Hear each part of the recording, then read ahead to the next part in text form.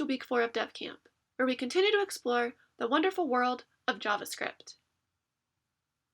This is video 4.3, where we will go over how to add JavaScript interactivity into our website and also dig into how functions work. Before we get started, let's do a quick overview of how we're going to use JavaScript in our own site. Many applications, from the operating system of your computer to apps and websites, allow you to customize the appearance of your screen. On my computer, for example, I can switch between light and dark mode. So, if I'm tired of looking at a bright screen all day in light mode, I can switch to dark mode. We are going to add a similar customization feature to your site. Then, when people visit your website, they can choose the color theme they prefer. In order to create our own color themes, we will need a way to pick between different color palettes. Buttons are a great way to do this. So, in your HTML file, use a button tag to add several buttons to your code. Let's take a moment to add 3 of these button tags to the bottom of our HTML file. Make sure the buttons are inside the body of your document.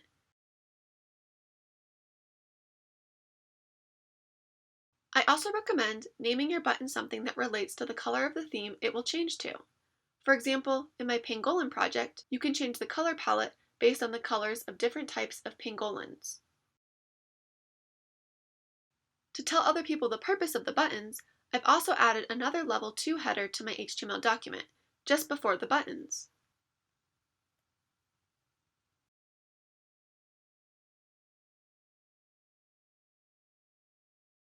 We now have 3 buttons, but they don't do anything when we click on them. In order to have our button change the color of our page when it's clicked, we need to use functions. So, what is a function?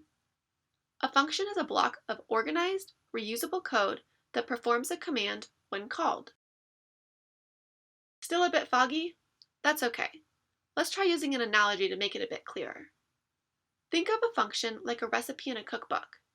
Each recipe in the cookbook is a different function, and each recipe has step-by-step instructions to create a different meal. So, when your friend calls and asks you to make chicken soup, you know to look for the chicken soup recipe in your cookbook. Then, you can follow the chicken soup recipe instructions to make your delicious chicken soup.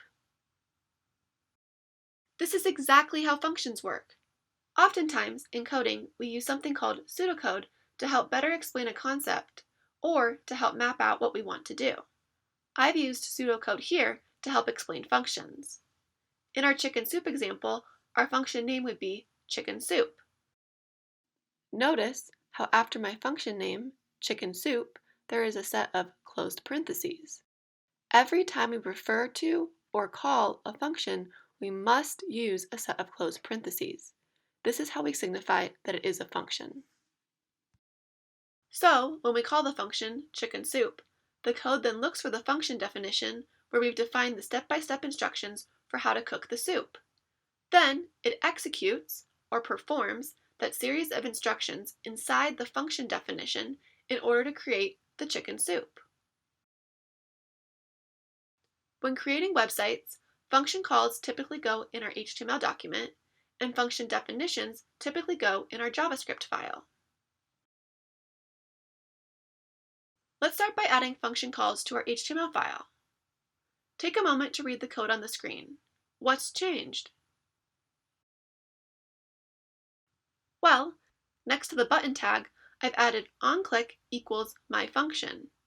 We've reviewed functions, but what on earth is onClick? Remember the document object model, or DOM, we talked about in the first JavaScript module? This is another awesome feature of the DOM. The DOM recognizes events, like clicks, happening on different elements in our HTML document. By adding onClick, we tell the DOM to check if the button has been clicked.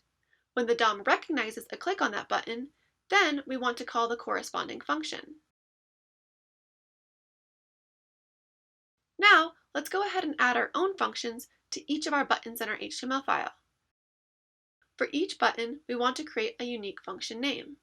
To help you remember what each function does, try connecting the function name with the color palette you want to use. For example, I'm going to call the Chinese pangolin button function Chinese. Recall, like in CSS, in order for the computer to properly read your code, each function should only be one word. You can again use camel case notation if you want to use more than one word in your function's name. Note that to properly call a function, you will need to add closed parentheses at the end of your function's name. Pause here until you've added this code to each of your buttons.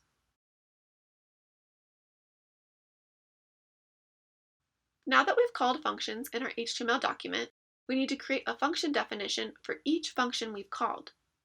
Recall that a function definition is a set of commands we want the computer to execute when that function is called. When we write a function definition, we first have to tell the computer that this piece of code is going to be a function definition. To do this, we write the word function, and then we write our function's name. Notice that the function is also enclosed by two curly braces. This tells our computer that that chunk of code inside the curly braces belongs to that function. Now let's define each of our functions in our JavaScript file. You can switch back and forth between your JavaScript file and your HTML document to help you recall what you named each function. Remember, computers are super literal. If you don't write the function exactly the same in each location, the computer won't know what to look for and won't run the code. Pause here until you've added a function definition for each button to your JavaScript file.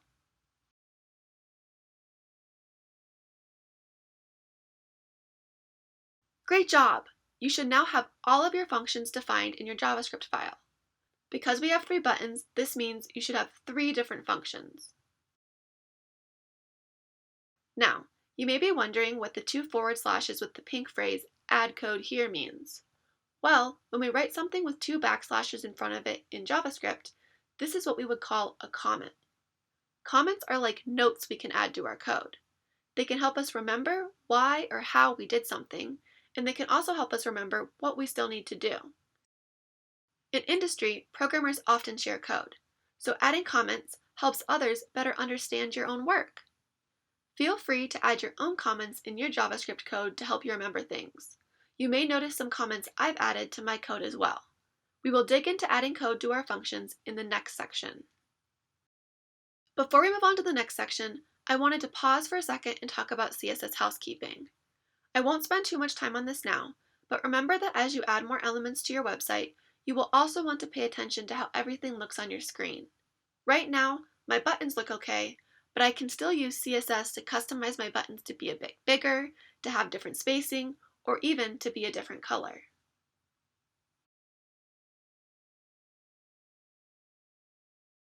Awesome job getting set up with your JavaScript files. Give yourself a pat on the back for making it this far. Head on over to video 4.4 to start exploring how to use your functions.